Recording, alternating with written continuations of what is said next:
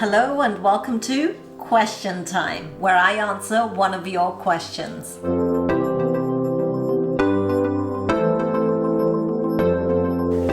So one of my viewers asked me, do I grind all my own spices? And the answer is yes and no.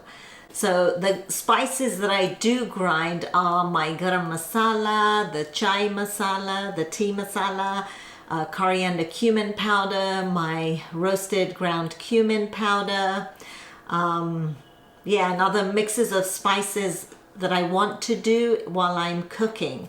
But I don't grind up my turmeric or the red chili powder, those kind of things. I just buy ready-made.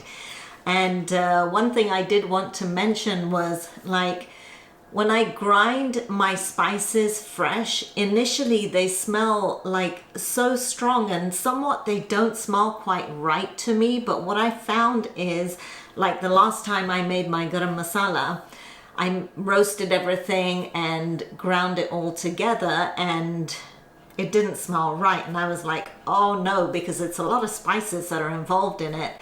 So I waited, and now this is like coming up to a year later, that garam masala is absolutely perfect because all the spices have had time to kind of calm down and meld together, and it's really nice and aromatic. No one like spice is outstanding. They're all kind of balanced out and it's wonderful. So I know what you guys are thinking, like, is she going to post a recipe on her garam masala? And I've actually had several people ask me for a garam masala recipe, and I have two of them. One is my mother-in-law's and one is my mom's. So at some point, yes, I will post the recipes and make a video of how to make a wonderful garam masala.